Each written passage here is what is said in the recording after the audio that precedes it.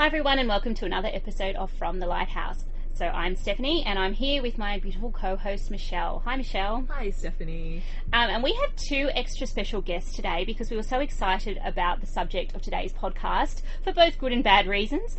So I'm here with Jimmy Van, who is of course the Lighthouse Keeper, our producer. Hi Jimmy. Hi Steph. And I'm also here with Dr. Victoria Flanagan, who is a senior lecturer in the Department of English. Dr. Victoria Flanagan is a specialist in children's literature, and she's also the program director of our Master of Children's Literature. Hi Victoria. Hi Steph. So we're here today to talk about the 25th anniversary of Melina Marchetta's young adult novel Looking for Alibrandi, which we were shocked to discover this year is turning 25, because it's certainly a book that I think many of us remember from our childhoods. So I thought I'd throw to Jimmy and ask him what he remembers about the book. Well, first of all, it's made me feel very, very old, ancient, as a matter of fact, because I remember being so young, and the book was so new to me because there was nothing like it before this particular book. It was talking about an ethnic character going through the HSC, which at the time I wasn't going through yet because I was only 2 years behind, but then I ended up doing it again for my HSC. So it was pretty much spot on the right period. I was, the right target audience, except I wasn't female, but that's okay. Gender's transcended anyways, it's fine. And I found the book just absolutely riveting and relatable, and just dealing with issues that I thought, these are the sort of issues that I'm going through, and I just loved it. I remember raving it to every single person who would listen to me, which wasn't very many because they didn't like reading. But I was just forcing it down everybody's throat. So you have to read this, you have to read this. And so when it was set for the HSC, I was over the moon. And surprisingly, studying it for the HSC didn't ruin it for me either, because I thought, yes, I can still see how it's really relevant to me. My only sadness was that she never ended up writing anything like it again. Yeah, she's written a lot of fantasy since then, I think. Yeah. It's a rare novel that isn't destroyed by studying it for the HSC, so I think that's a huge vote of confidence for the book. I'm a little bit younger than you, but I have a similar history with the book. I found it when I was a early teenager, I think.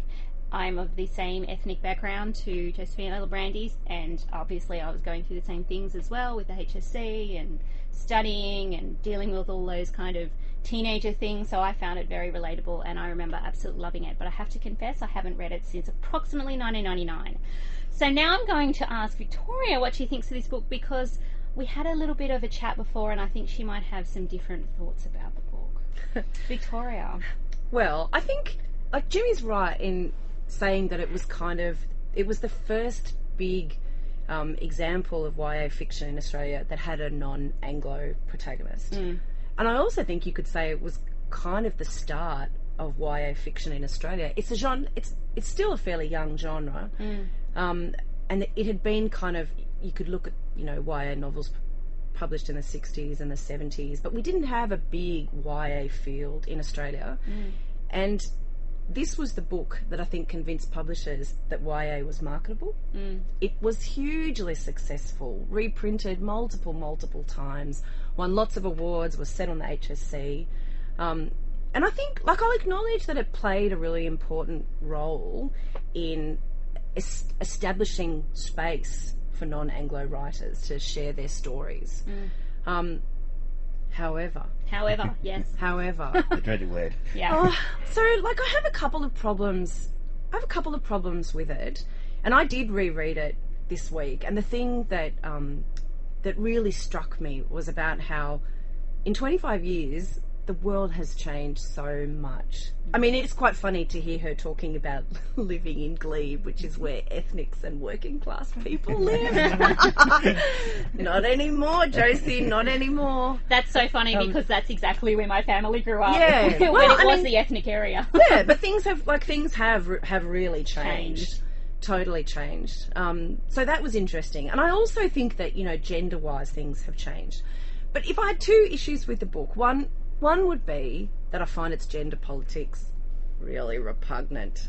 I think that it's about, like all YA, it's about a young teenage protagonist, search for identity and that process of maturation. And I think that in this book, that female identity formation is just mapped onto relationships with men. And I hate that. there's her father, and there's Jacob, and there's John, and basically they are the key people that kind of, you know, function as her transition. I hate the love triangle. Corny.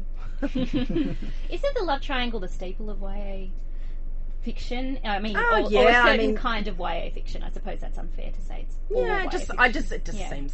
seems lazy Cliched, and cliched yeah. to me.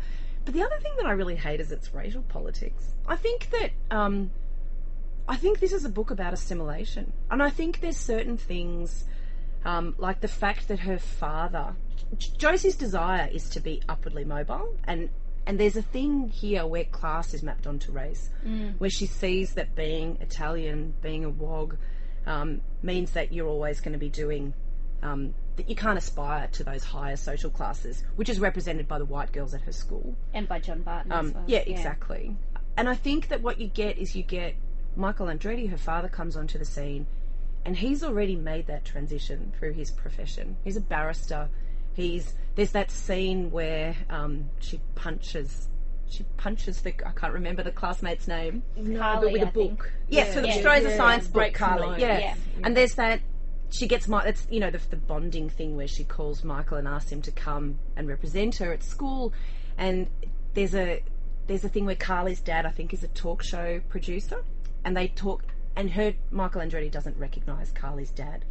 And Carly and her father are kind of indignant. And Josie says, well, my dad only watches ABC and SBS. And there's like a little bit of intellectual elitism. And then because he's a barrister, so there's this kind of, I think he occupies this kind of, you know, transitionary space between the ethnic underclass and the white Anglo upper class.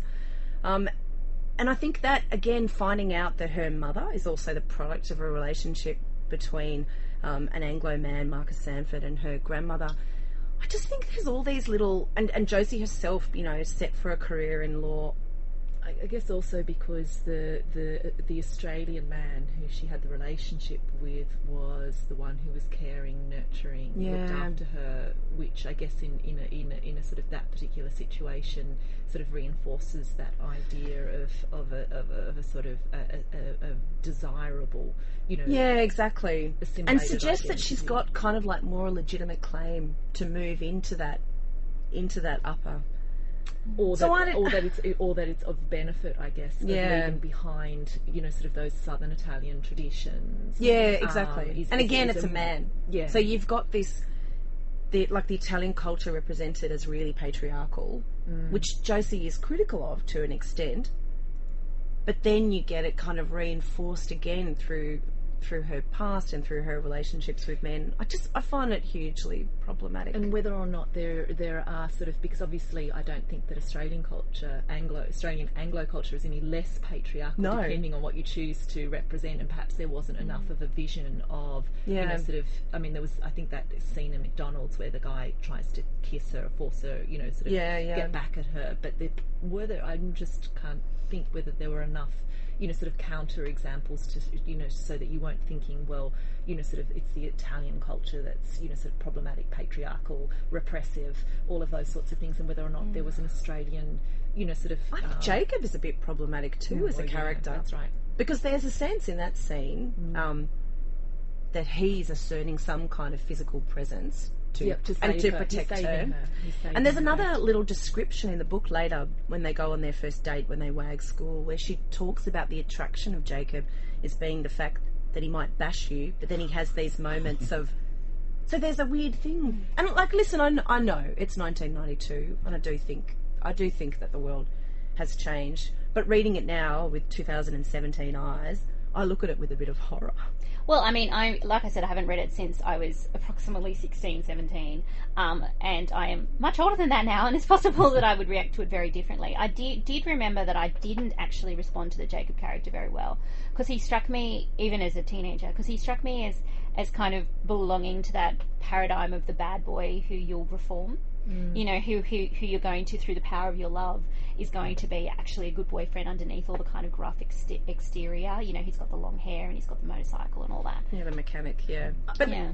But I think I might be coming from a different perspective because, yeah, being the only male in this room, feeling a little bit choked here.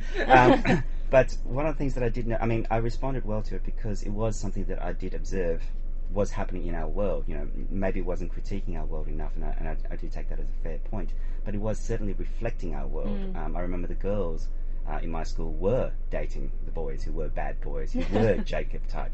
That was the type that they were looking for. So, if we are critiquing it, maybe what we're critiquing is the world back in the 90s during this particular period, rather possibly, than the text itself as a whole. And in actual fact, we do have that end where, sort of she does sort of walk. It's not that sort of resolution where she walks away with John or Jacob. She actually walks away with a sort of a sense of contentment at being alone and okay with that, and being on her own terms, as opposed to sort of, which I think, and there is that sort of little sort of nascent matriarchy, I guess, between the mother and daughter, where you can see that is something that even from the very start, even with all of those wonderful sort of mother-daughter arguments,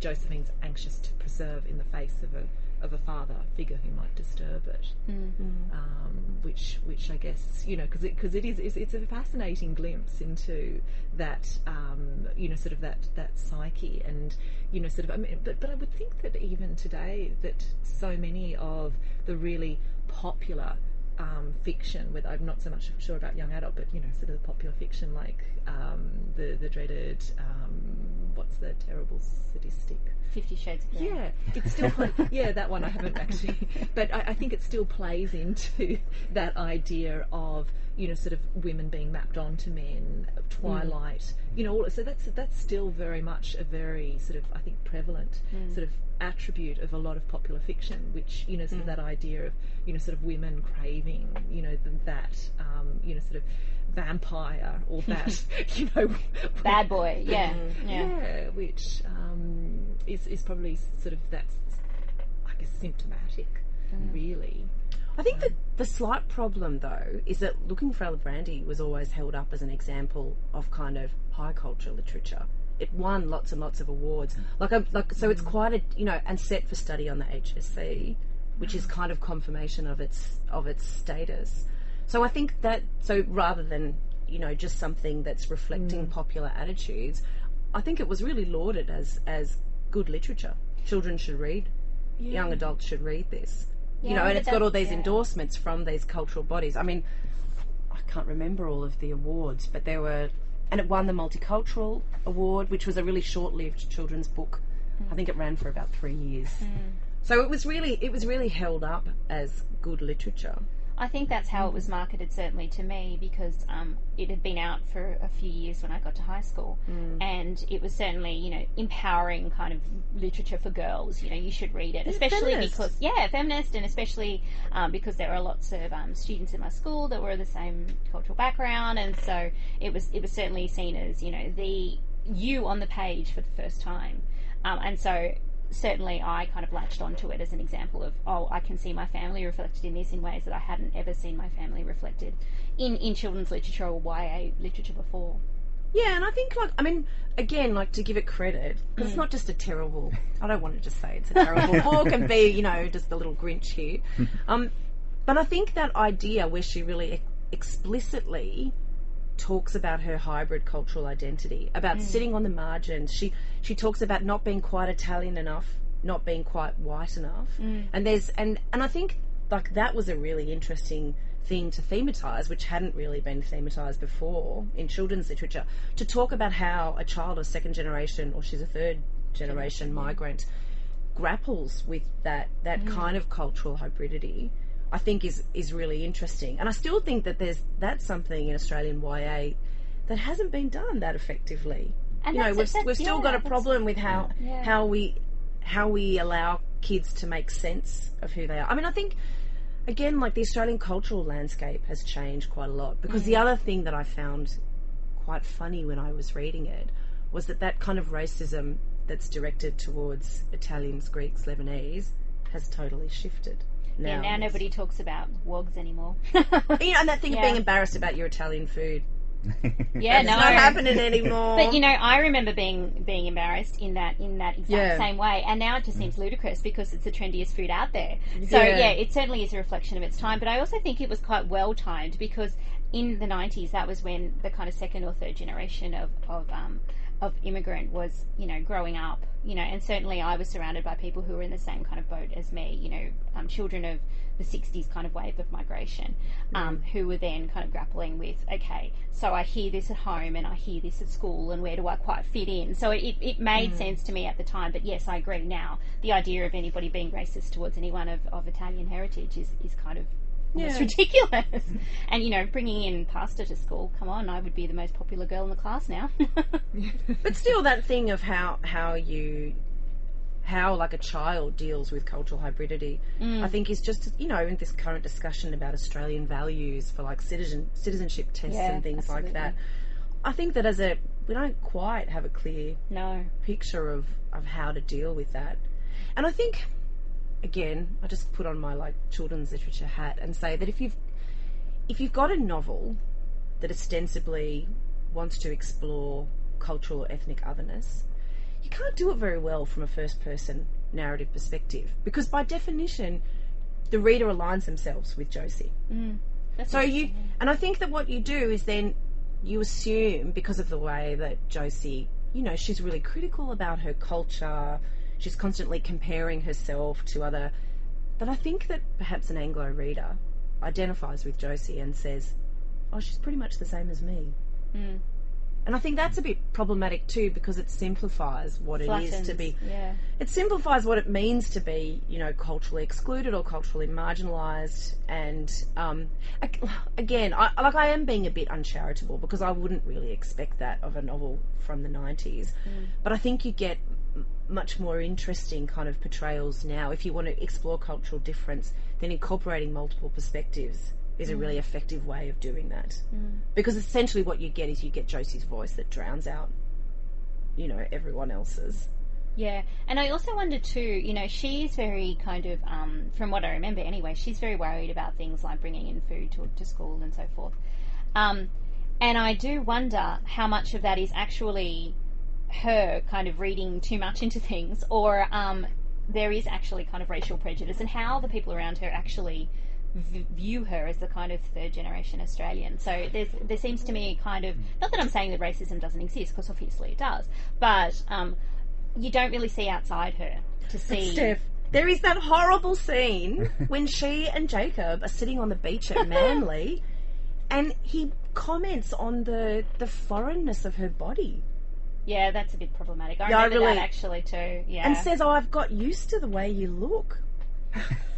I kind of read it and thought, seriously? like That's really? what all girls hope a boy says to them, isn't it? It starts off with, I realise that beauty is only skin deep, and I've got used to the way you look. And I don't quite know what he's referring to there. I don't quite know the strangeness of, I thought he was referring to her darkness. Yeah, possibly. And I just, but I mean, the whole sex is another really problematic thing in this novel. And again, okay, it's like 1992, but this is a book where her dad lectures her on 17-year-olds aren't emotionally responsible enough to be able to cope with sex. And this is a novel it is totally about celibacy. And I find that that's a personal bugbear of mine, because I write about representations of gender and sexuality. But I think that luckily she leaves the book a virgin is what. Yeah, exactly. Yeah. And you've got her dad telling her, and then Jacob tries to initiate sex, and she, repels him, and it's good girls keep their legs shut. Yeah. And I think that was certainly characteristic of the literature of the time. It was. I remember getting that message from pretty much everything I read at the time, that was the road you never travel down. Oh, that is still a message in YA. But the thing about YA, if you think about that, the children's literature, it functions differently to adult literature, because a lot of the time children are reading, or I don't want to say just children, adolescents, are reading about things they've never experienced before, and books offer them kind of normative models. It lets them know, like, how might girls achieve agency or be empowered. And what you get, not surprisingly, is that good girls keep their legs shut. Well, I'm just having a flashback because I'm the oldest person in the room, so I completely and utterly missed looking for Alibrandi, because by the time that came out, it was just completely, I was well into my 20s. And right, yeah. But the books that I have emblazoned in my mind are the Judy Blume. Oh, yeah. And the two things that I remember is the sex and the sex with periods. That is the forever. If you ever want to get turned off sex forever, you read Forever. We passed it around at school. Yeah, we did too. We thought it was fascinating, but it's awful. It's not about But the thing that bothers me, I totally understand if children's literature is going to have a socialising function, that you want to teach young girls that. Well, at least you want to teach them about birth control. But if you want to teach them to keep their legs shut, okay, that's all right. But at the same time, there exists in YA whole genres devoted to rape. So what you get is you get representations of sexual trauma and sexual abuse, and you get no representations of anything positive. And I think that if young girls are reading that, and we were just talking on the way down here, that things are changing a little bit. And I was talking about a recent YA novel by an Australian novelist called Erin Goff, where there is the goddamn sexiest kissing scene I have ever read between two girls. Yeah. But when I read it, what struck me was you never read stuff like this. The message is either keep your legs shut, or if you do have sex, bad things are going to happen. Yeah. And I think, Well, I mean, I loved Buffy growing up as a teenager, and that was kind of the message of Buffy too. Like sleep with your boyfriend and he will literally turn evil. Yeah. And I mean, I absolutely loved the Buffy Message Angel. many mother has tried to instill in their daughter. I absolutely loved the Buffy Angel storyline, but when I look back now, I think, my God, all of these messages around about like the dire consequences. The world is going to end. The world is going to end if you slip up once and accidentally have sex with your boyfriend. It's amazing. It's so retrograde. Yeah. Look, I mean, I think because I read this mostly last night and I'd never read it, and I was just when you said that this was sort of lauded as literature, and I was a little bit surprised, and I think that the reason comes down to the fact that sort of more than the need to have, say, multiple focalizers in order to create a sort of a richer sort of narrative. You can do so much with first person. You can have sort of so much more sort of unreliability, and I think on the level of prose it's quite basic. I think it's quite basic writing was my sort of immediate sort of response to the first few pages. And sort of, whereas I guess sort of it's immensely powerful to have sort of an ethnic adolescent teenager sort of putting Anglo-Australians in their own boxes, because she effectively does that in a really sort of sassy, sharp way, and I thought, well, that's sort of particularly at the time that she's writing, that is it's sort of a really effective moment. It was subversive. Because I don't think, as you said, that you identify with Josephine, and you certainly absolutely agree with her in her sort of her really witty, acerbic evaluation of the people around you, and I thought, well, that was really well done, and I just felt that sort of throughout that there was a sort of a little bit of a lack of technique, for want of a better word. I think what you notice though is actually a kind of a defining convention of YA fiction, because it should be written in the language of teenagers. So there's a sense that YA fiction speaks to teenagers in language that's familiar, that's colloquial, and I think in terms of cliched, probably, than in terms of giving an authentic voice to characters, that they speak the way. So using language in a way that mimics the way. I think it was sort of her language, and sort of was it had sort of heaps of idiom and all of that sort of thing. But I guess just maybe in some of the narrative is just. Maybe it's just a little bit too much cliche. I don't know. And it's filled with really dated popular culture references as well, which were kind of fun. Yeah, because they're really. Sort of, what was it, like the music, the clothing, the car, and sort of, I can't. Can you even imagine driving down George Street at the moment? Yeah, I don't think that's. No. Yeah, you can't. That's right. Exactly. You can't drive down the shore. But I think all of these points to the importance of representation, and having diverse representations of diverse kinds of teenage experiences, because I don't know how I would find this book if I went back and read it now. I suspect I wouldn't be as in love with it as I was as a 15, 16-year-old, just because, it's hard to kind of recreate that kind of reading experience. But the reason I latched onto it, I absolutely know, is because I saw my family on the page, and I had never seen my family on the page before. All of the books I had read before were, of like English schoolgirls or Americans or, little Anglo-Saxon Australian girls running around. I hadn't seen the migrant experience. I hadn't seen, making the tomatoes on a Sunday. Like, oh my God. Did your family do that? Well, not anymore. But they used to. And so, all of a sudden I could latch onto that and go, wow, it's me. And I think we're still having those conversations about the importance of representation, especially in YA fiction, because we just don't see that kind of diverse experience represented enough in literature. And it's important. If you're going to give writing to adolescents who are still struggling to figure out who they are, I think it's important that they find some kind of positive reflection of themselves in the pages of their reading. Yeah, and I think it's sort of that really, it's really nested in sort of the Australian Sydney context. Yeah, that's right. In a really, you can recognise the streets and the suburbs, but also the really particular experience that migrants will have depending on where they go. And like I think Australia would have had to have been, sort of one of the hardest places to come in the 50s. In a way that it wasn't.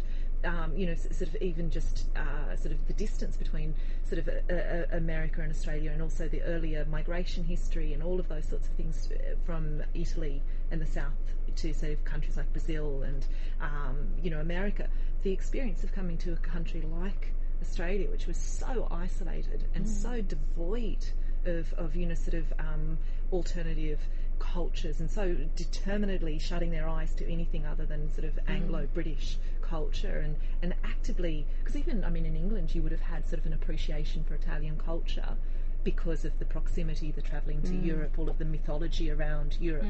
But in Australia, the bulk of that, it was a completely sort of raw, unmitigated experience. And I can remember working in an Italian kitchen, and the guy, the chef, telling me that when he came to Australia, people used to wind down their windows and spit on him.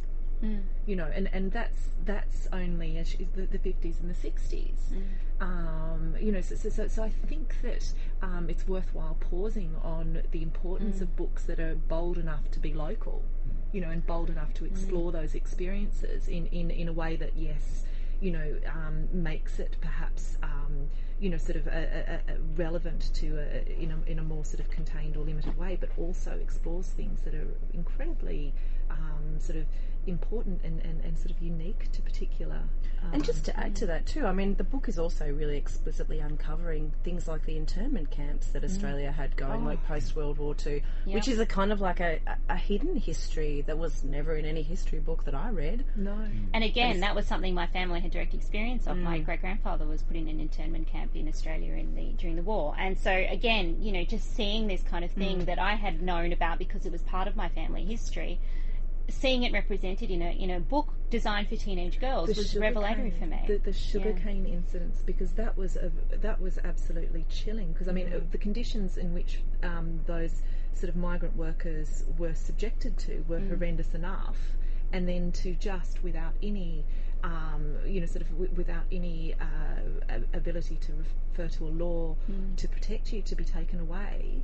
It's unimaginable, and then because a lot of Italian women from that generation actually didn't learn English, because I used to work for elderly Italians and the women, and so this is in the 90s.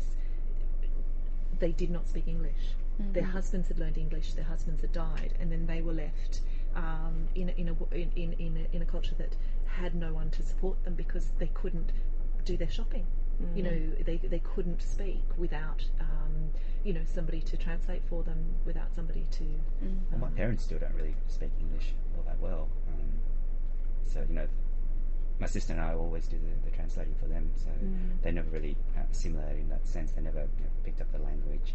My auntie, who lives with us, doesn't speak a word of English at all. So and when I think of these things, I always think of trying to imagine what it would be like for her to live in a country for God, how many years now? Over 30 years, and not being able to communicate with most of the people in this country. You know, it's just.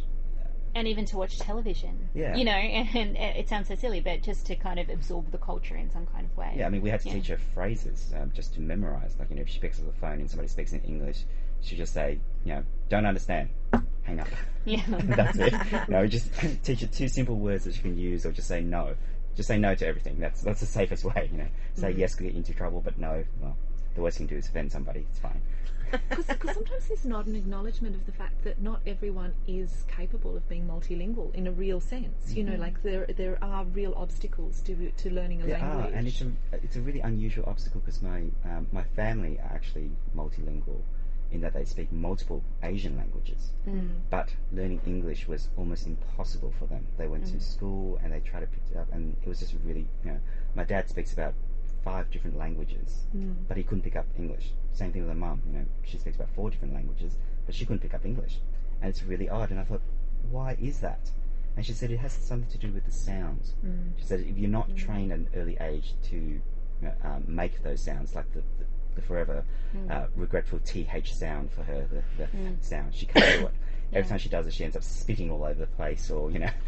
It ends up being duh or whatever it is, or just the combination of sounds. She says, you know, THR is an impossible sound for her to make. We don't often have these conversations about like how difficult it is still for migrants and children of migrants. As Victoria said, we're still having these stupid conversations about Australian values all the time. And it is actually physiological as well. It's not just cognitive, it's also physiological that there are sounds that you're not able to produce. Did you read that research just came out yesterday? Well, actually I know it from experience because I tried to pick up Arabic, and they're just, you know, actually, funnily enough, I find French harder than Arabic. I don't know what it is, but I cannot produce the vowels. Like it's just not there for me. And it doesn't matter how much effort I put in. It doesn't matter, you know, I can read it, I can understand it, but my godfather, I would, you know, I would be so humiliated to say it's just. But just yesterday there was an article in The Guardian about how people who are bilingual, when you're not speaking your mother tongue, it actually puts a lot of stress on your vocal cords. It does. That's interesting because my mum has actually commented on my voice when I speak in Chinese as opposed to when I speak in English. That it sounds different. She said it sounds very different. She said there's something odd that happens to your voice when you transition between languages. And I said, really? It sounds identical to me. And she goes, no, the tone is very different. And she finds the way I speak English much more difficult to understand than the way I speak Chinese for whatever reason. So there's some sort of transition that happens. I haven't noticed it myself, but she has. And to be fair, my Chinese is awful. I'll be perfectly honest. I think it's not even just the tone of voice. I think it's also personality. I actually think you can have a different, because I do. You know, like that. There's such a web and such a network that goes on in terms of speaking languages, and you know that really facile. You know, you're in our country, speak our language. It's just the most. It's the most abhorrent attitude. And it's also ironic because English speakers are notoriously bad for learning second languages. That's right. It's a totally unrealistic expectation. But I remember I used to be appalled at and so embarrassed by my grandparents because they would do the thing that a lot of migrants did, which was, you know, throw in an Italian word in and amongst a sentence that's otherwise English. And they're always loud. And they're always loud, and they're always super kind loud. of, and they felt to me like they were kind of embarrassing and over the top and not kind of restrained or kind of quiet in the way that Anglo-Saxon Australians seem to me to be. So I remember just feeling absolutely mortified whenever a friend of mine came into contact with anybody in my family. I was like, oh my God, don't talk to them, don't go near them. And I think this book picks up on that. It does. In this kind of really relatable way to me. Do you know, one of my memories is that my very best friend through primary school was Greek. She was my next door neighbour, and we were just inseparable. And she was a full 2 years older than me, and I was in 4th grade. She was in 6th grade, and generally speaking, you don't play outside of your years. And the thing that we were just, you know, we were best friends, so we didn't play with anyone else. We just played together, and because we lived next door, you know, I lived at her house. She didn't live at mine, but I lived at her house. And reflecting back on that, and I never thought of it as a child, but I actually think that she wouldn't have had another friend. because, you know, while she was in my life, I didn't have another friend. She didn't have another friend, but I'd moved from Sydney, so, you know, it wasn't expected that I'd have more friends. You know, I didn't know anyone else, and I was just thinking that I also remember a girl called Miriam Garzak, and this is one of those moments that my own daughter's actually now called Miriam, but I can still remember assembly, and it's emblazoned in my mind. And the whole class used to have a movie at the end of the assembly, so the whole school would go and sit in the assembly hall, and we'd watch sort of the end of year treat movie. And I just have this memory of Miriam Garzak sitting down and nobody being willing to sit next to her because she smelled. And what I remember is Mr. Wong, who was our beloved teacher, but who was also an incredibly, he'd been born in Australia, so, you know, he was this really sort of safe ethnic figure who, you know, in every way, shape and form ticked the right boxes, went and sat next to her. And, you know, I didn't actively move away from her or anything like that, but it's just one of those memories. And I think now about her name. I think about the fact that I remember cooking and nobody wanting to be in her group. And when I look back on it, I realise that was absolutely just racism. It was just racism. And I look at that and I think back on that and I just think, my goodness, I feel sick, is what I think. So, I remember things like that from school too. But I think if I bring it back to the book, the fact that it promotes this assimilationist kind of ideology, I think that children's literature does this all the time, because what it does is it ostensibly has a kind of an underlying humanist ideology and wants to promote this idea that basically we're all the same. And I think that for me is really hugely problematic, because we're not. And I think that if we taught children not to be afraid of difference, to be interested in what's different, to value difference, that we'd have quite different stories and quite different literatures. And I think imagination. Yeah. Do you think that's still the case in? I mean, I read some contemporary YA, but not a huge amount, and I know you obviously do. Do you think that kind of assimilationist message is still there? Because I'm not sure how much that's a kind of underlying kind of ideology of YA fiction, or if it's something that's kind of specific to the 90s. Do you think that's still there? I mean, if you looked at something like 10 Things I Hate About Me, by I think you could buy Randa. What's the last name? Randa Abdel Fattah. Yeah, Randa Abdel Fattah. I think it's a really similar book to Looking for Alibrandi. I think that Randa's book is perhaps slightly different because the implied reader is a racist white person. Yeah. And I think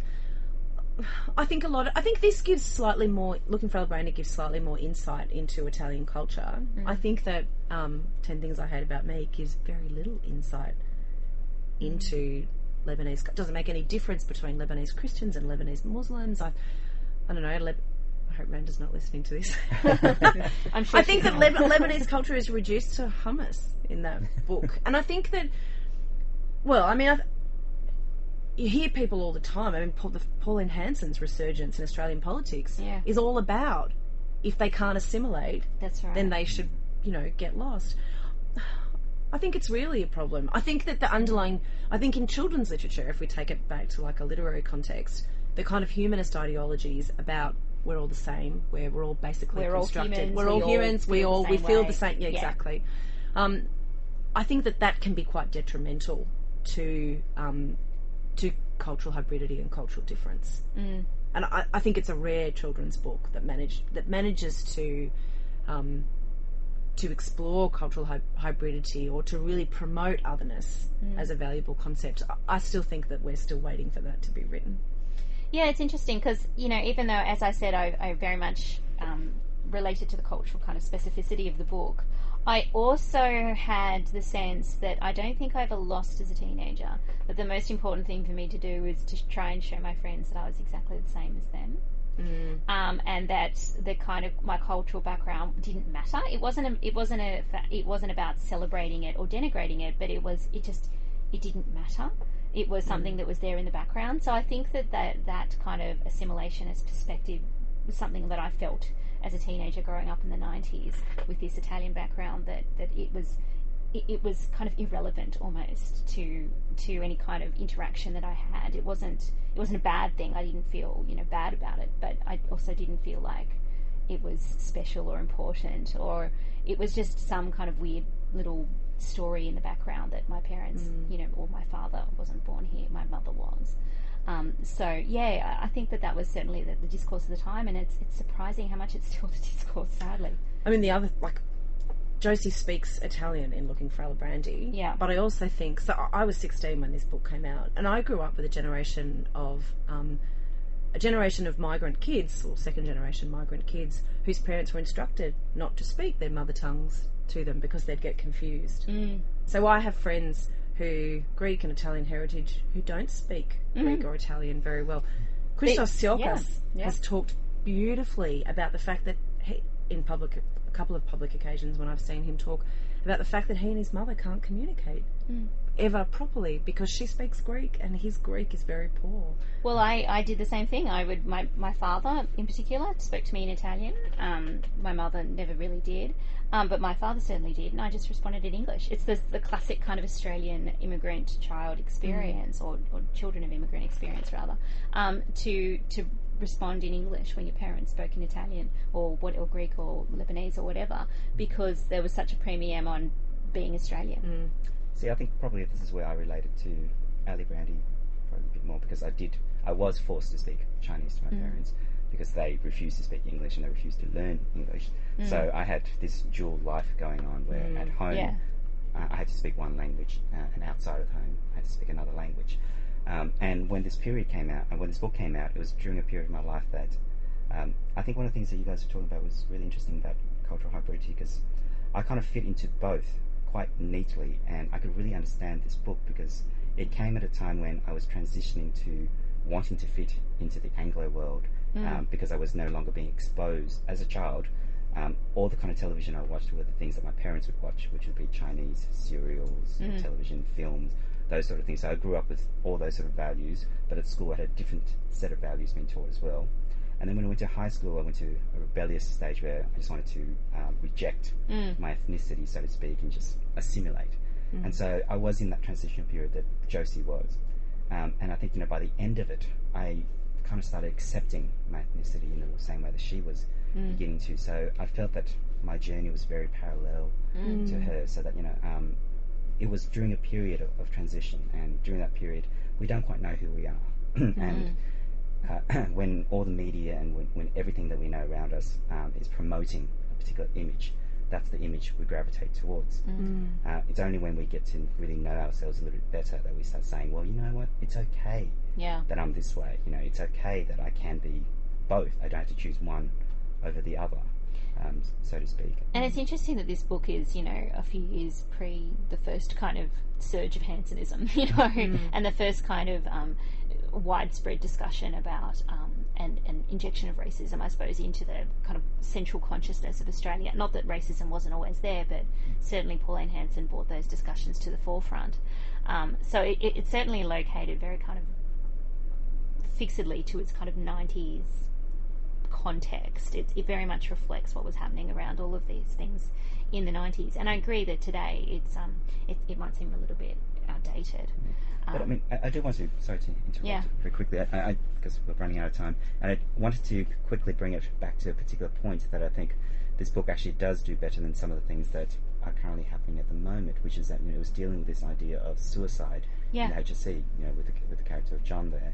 And I remember during this period we were having, all our teachers were talking to us about the stress level that HSC causes, and this is one of the reasons why this book was set, to sort of promote that idea that you do get to a stage where you do want to do really nasty things to yourself, and it's not the good path to take. And I think John's death was very, very unexpected for me anyway when I read this book, and I thought, well, that's sort of what happens, and it wasn't a blame game, or it was just more, this is what our society's doing to their kids. They're putting so much emphasis on the HSC, on doing well in the HSC, that they're literally driving the kids to suicide, because afterwards, well, what is there left? Once you've done your HSC, that's it. And it's not the ones who fail the HSC, it's the ones who cannot imagine a future after the HSC, after they've done well with the HSC, who commit suicide. And that's the tragedy of John's character there. I remember being really shocked by that too. I wasn't expecting it, and I, being the kind of little girl or teenager that I was, I much preferred John to Jacob because he was the good boy. But I remember being shocked by that, and not actually, again, being used to books that dealt with those sorts of things, and being quite, confronted by that idea that somebody on the surface could have everything going on for them, but underneath could be profoundly mentally unstable or mentally ill. That was quite a kind of shock to my teenage self. Is suicide something that YA books are still dealing with, and are they dealing with it in different ways or better ways, do you think? I think that YA as a genre deals with those kind of provocative social issues. It deals with things like drug use and suicide. And I think that suicide is really topical at the moment. Jennifer Niven's about to come to the Sydney Writers' Festival, and her novel All the Bright Places is about a kid with bipolar who commits suicide. The 13 Reasons Why. Subject of our previous episode. Yeah. Okay. So yeah, I think it's very topical, and I think that that's good because these statistics show that it's young people who do commit suicide at a much higher rate. So I think that there's a constant kind of attempt by YA writers to try and explore and understand why that might happen. It remains topical. One thing I think that's interesting from my memory, his suicide is always pinned to HSC stress rather than to mental illness. I wonder if that would be different in YA today. Yeah, I think mental illness has still been somewhat of a taboo, but actually, again, the Jennifer Niven novel All the Bright Places is told from the perspective of a character with bipolar, and I think it's been kind of heralded as groundbreaking because you don't see that very often. Yeah, I think that's quite interesting that's still something that we perhaps haven't grappled with in YA as much as we should. And again, I suppose that's kind of similar to what you were saying about how YA is still grounded in that kind of assimilationist notion. So I think that there's still perhaps more to be done in the area of YA fiction and catching up to the times. I think that's probably right. I think that's all we have time for today. Thank you so much, Victoria. And thank you so much to Jimmy. I think we all found that even if we have different reactions to this book, we all had something we could share and talk about and discuss. So that was great. All right, guys, that's all we have time for. So I'll see you next time. Thank you.